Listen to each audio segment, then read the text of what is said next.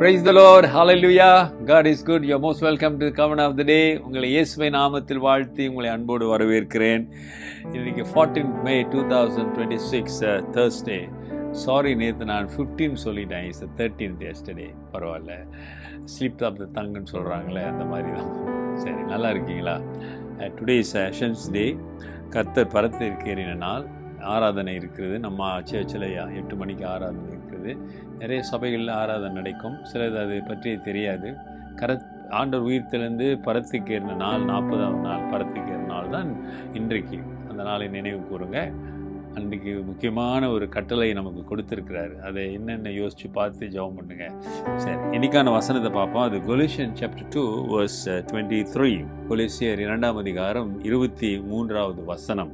These things indeed have an appearance of wisdom in self-imposed religions, false humility and neglect of the body, but are of no value against the intelligence of the flesh. இப்படிப்பட்ட போதனைகள் சுய இஷ்டமான ஆராதனையையும் மாயமான தாழ்மையையும் சரீர ஒடுக்கத்தையும் பற்றி ஞானம் என்கிற பேர் கொண்டதாயிருந்தாலும் இவைகள் மாம்சத்தை பேணுகிறதற்கே ஒழிய மற்றொன்றுக்கும் பிரயோஜனப்படாது.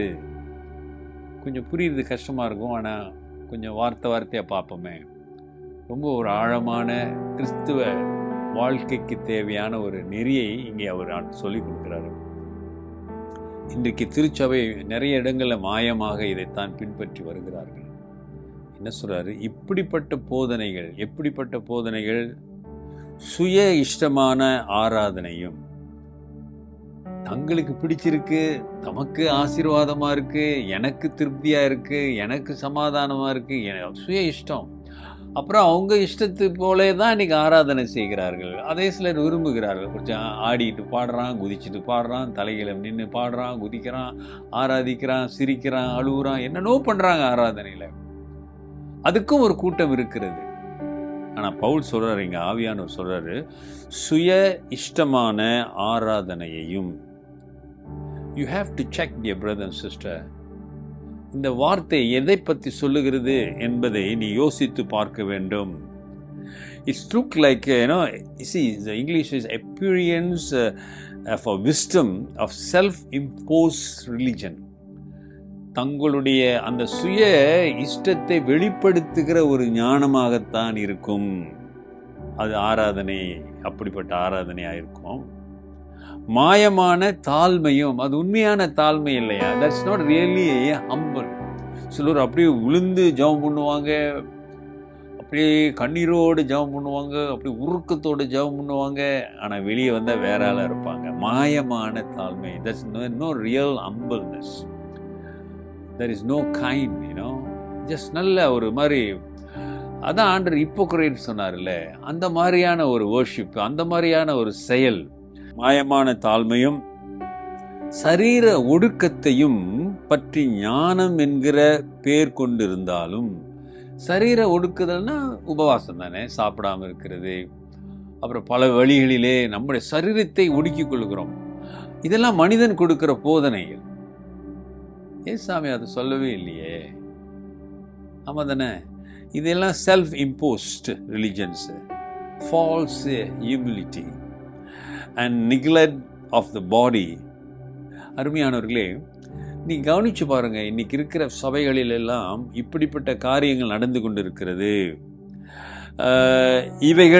இவைகள் மாம்சத்தை பேணுகிறதற்கே ஒழிய, மாம்சம்னா ஃப்ளஷ், இந்த உலகத்தினுடைய செயல், அது அதுக்குத்தான் பொருந்தும், சரியா இருக்கும், தவிர வேறு எதுக்கும் பிரயோஜனம் இல்லை. உன்னுடைய ஆன்மீக வாழ்க்கைக்கு அது பிரயோஜனம் இல்லை. நல்லா யோசிச்சு பாருங்க. நான் சொல்லவில்லை, வசனம் சொல்லுங்க. அது எதற்கும் பிரயோஜனம் இல்லைன்னா என்ன அர்த்தம்? It's not use for your spiritual life. So we have to be careful what we are doing, what we are, supporting. Sometimes கொஞ்சம் நல்லா இருந்தால் சப்போர்ட் பண்ணுறோம், ஆனால் அது நிஜமா ஆண்டவருக்கு மகிமையானதா என்று யோசித்து பார்க்க வேண்டும். நல்லா வாசிச்சு பாருங்க, யோசிச்சு பாருங்க, நிதானிச்சு பாருங்க. பரிசுத்த ஆவியானவர் உங்களோடு பேசுவார். நான் என்ன செய்கிறேன், எப்படிப்பட்ட தகுதியுள்ள ஒரு கிறிஸ்தவ வாழ்க்கை ஆராதனை செய்கிறேன், எப்படிப்பட்ட ஜீவ பலியா என்னை நான் ஒப்பு கொடுக்கிறேன் என்று ஒப்பு கொடுத்து யோசித்து ஒரு திறனாய்வு செய்யுங்க. வசனத்தோடு உங்கள் வாழ்க்கையை ஒப்பிட்டு பாருங்க. நீ போகிற சபையை இந்த வசனங்களோடு இணைத்து பார்த்து இந்த வசனத்துக்கு ஏற்ற மாதிரி ஒரு சபை இருக்கிறதா என்று பாருங்க. போதனை கவனமாயிருங்க. கர்த்தர் உங்களை ஆசீர்வதிப்பார். ஜெபிப்போம். நல்ல ஆண்டவரே, இந்த காலவேளைக்காக உம்மை நன்றியோடு துதிக்கிறோம். நீர் செய்த நன்மைகளுக்காய் ஸ்தோத்திரம். ஆண்டவரே, எங்களுக்காக மனிதனாய் வந்தீர். ஆகவே உம்முடைய போதனைகளை நாங்கள் பின்பற்ற உதவி செய்யுங்க. இந்த உலகம் மாம்சத்தின் போதனைகளை எல்லாம் நாங்கள் அறிந்து கொள்ள உதவி செய்யுங்க சுவாமி. தொடர்ந்து உம்முடைய பிள்ளைகளோடு பேசுங்க. அவங்க வாழ்க்கையில் ஒரு அற்புதம் செய்யுங்க. இயேசுவின் நாமத்தில் பிதாவே, ஆமென். நமது ஆண்டவராகிய இயேசுவுடைய கிருபை, பிதாவின் அன்பு, பரிசுத்தாவின் ஐக்கியம் உங்களோடு உங்களை ஆசீர்வதித்து காப்பதாக. என் ஆத்துமாவே கர்த்தரை ஸ்தோத்திரி, என் முழு உள்ளமே அவர் பரிசுத்த நாமத்தை ஸ்தோத்திரி. என் ஆத்துமாவே கர்த்தரை ஸ்தோத்திரி, அவர் செய்த சகல உபகாரங்களை மறவாதே. ஆமென். மறவாமல் யோசித்து வார்த்தைகளோடு உங்களுடைய ஆராதனையை இணைத்து பாருங்க. உங்கள் வாழ்க்கையும் பாருங்க. Take care. God plus.